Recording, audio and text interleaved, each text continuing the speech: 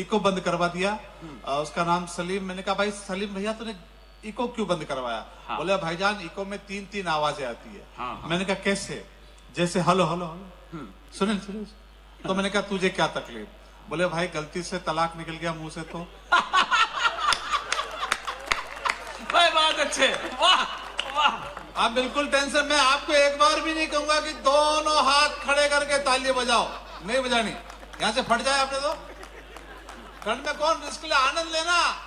Corona के बाद की ये जो जिंदगी मिली है आपको और हमको, बोनस की जिंदगी है, इसका एक एक पल जी लेना है। वाह। और जो आदमी हमेशा हंसता है, मस्त रहता है, कभी स्वर्ग में नहीं जाता है।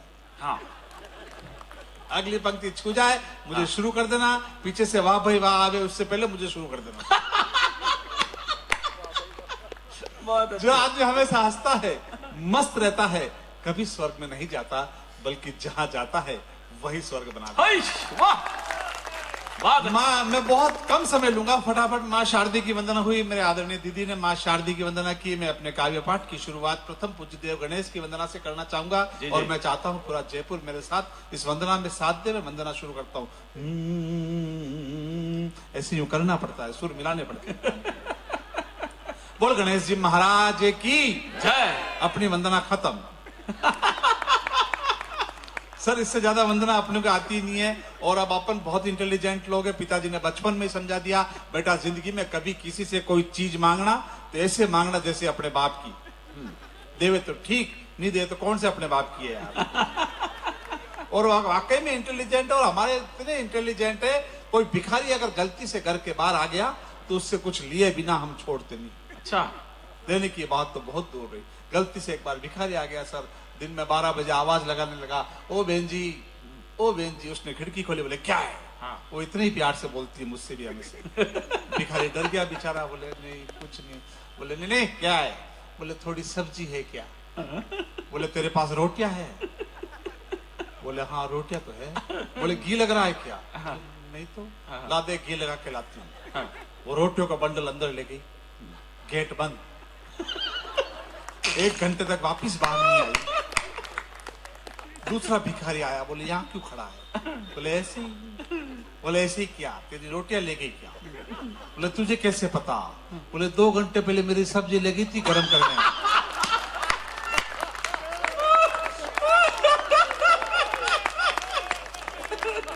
मैं कह रहा ना, बिल्कुल मैं एकमात्र लड़का हूँ मेरे गांव का, छोटे से गांव का रहने वाला हूँ सर जी। इतने बड़े शहर, मेरे इस प्रदेश की राजधानी में आया हूँ, आते हुए भी डर लगता है। मैंने विनीत जी भाई साहब से पूछा, मैंने कहा देखो भाई साहब सड़क के ऊपर सड़क।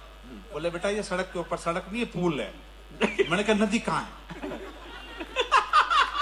बढ़िया बात है, पुल है तो नदी होनी चाहिए। भाई ये इतना शहर है जिस नदी नहीं है, पुल है। हमारे गांव में नदी है, पुल नहीं है। सही कह रहा हूँ मैं छोटी छोटी बातें लेके आया हूँ। एकमात्र लड़का हूँ मैं उस गांव का। लगातार 4 साल तक 8वीं बी का मॉनिटर था। 8वीं बी सेक्शन याद है मुझे। 4 साल तक रहो तो सेक्शन तो याद होनी चाहिए कम से कम।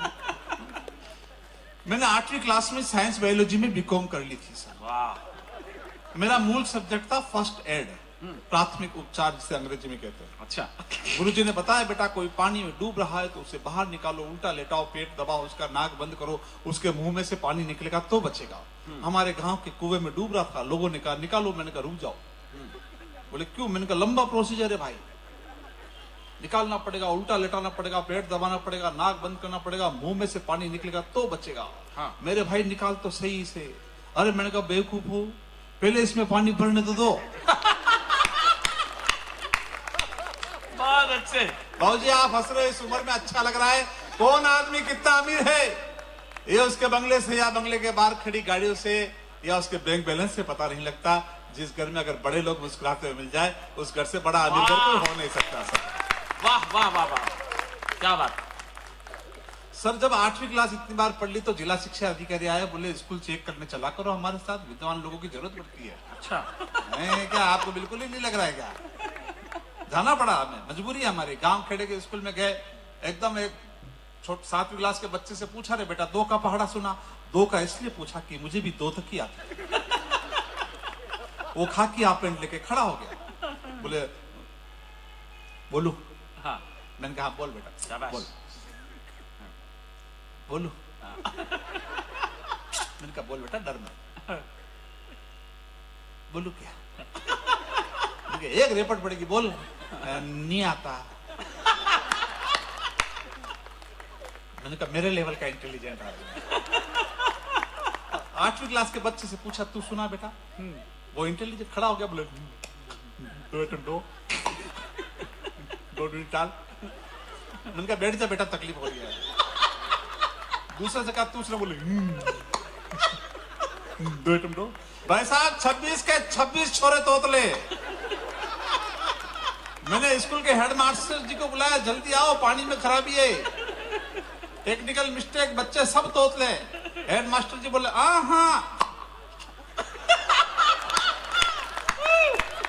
मन करा तो पूरा जयपुर एक बार ताली वाली बजाओ, मुझे बताया सर। बहुत अच्छे सर ये मोबाइल छोड़ दीजिए, यूट्यूब पे सब मिल जाएगा सर, है ना। और एक हाथ से मोबाइल पकड़ोगे तो फिर आप दूसरे हाथ से ताली बजाओगे कैसे? और इसको लेकर अगर आप रात को 12 बजे अपने घर पे जाकर देखोगे, और रात को 12 बजे मैं घर पे आऊंगा, आपकी अच्छी बात भी है आनंद लीजिए सर। बहुत कम टाइम लूंगा, सिस्टम बदल गया, स्कूल जाने का सिस्टम बदल गया। बड़े लोग बैठे, मेरी उम्र के लोग बैठे, और मेरा खुशी है भैया आज वो बैठे जिन्होंने मेरी जिंदगी में एक उपकार किया। मेरे समझी जी भी आज पहली बार मुझे सुन रहे हैं। अच्छा, हाँ व्यास जी, तो मैं सुनाना चाहता हूँ आपको, स्कूल जाने का सिस्टम बदल गया।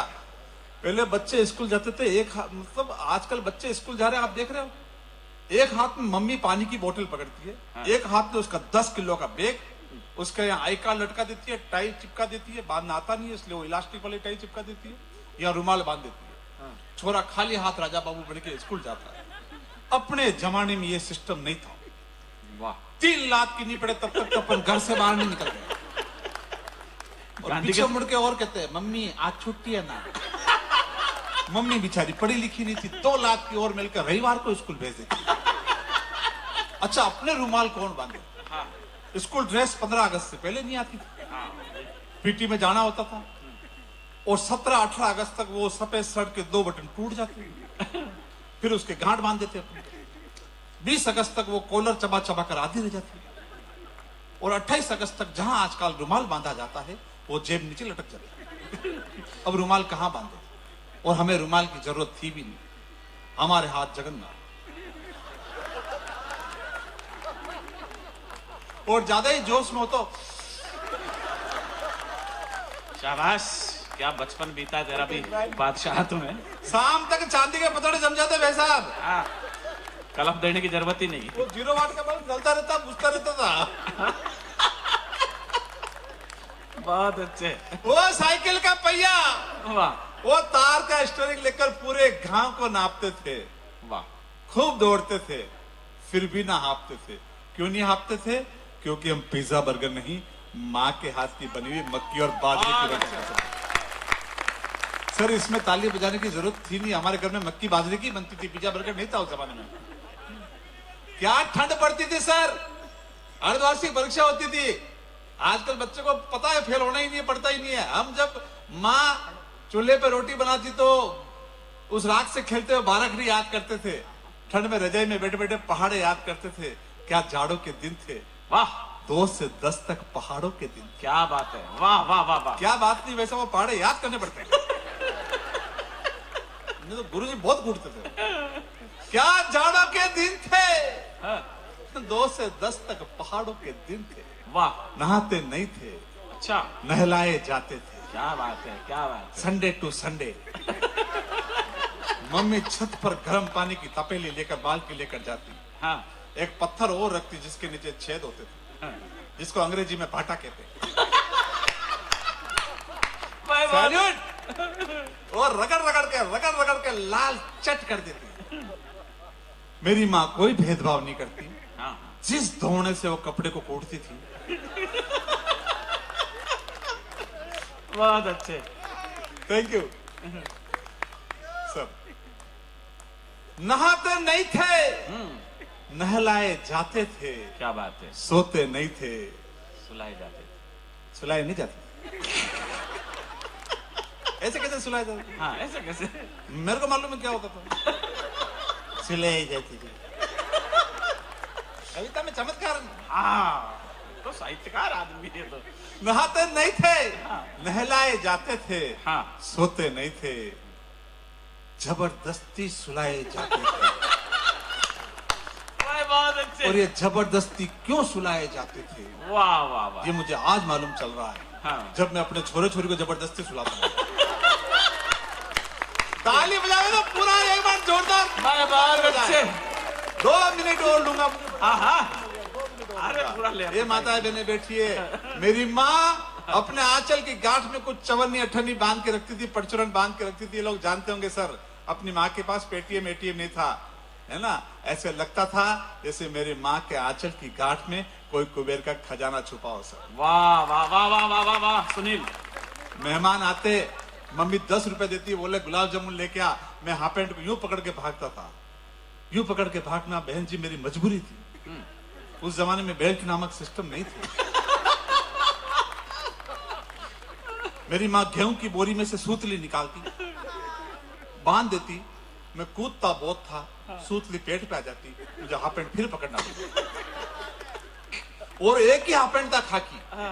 स्कूल के बाद वो फिसलन पट्टी होती थी, जिसका सीमेंट टूटा होता था बीच बीच में, उसपे फिसलते थे 8-10 बार। और जैसे ही विनीत जी वैसा, जैसे कोई अगर एंग्री यंग मैन आ जाए और धक्का दे दे 10 बार, तो उस खाकी हाफ पैंट की दोनों खिड़कियां खुल जाती।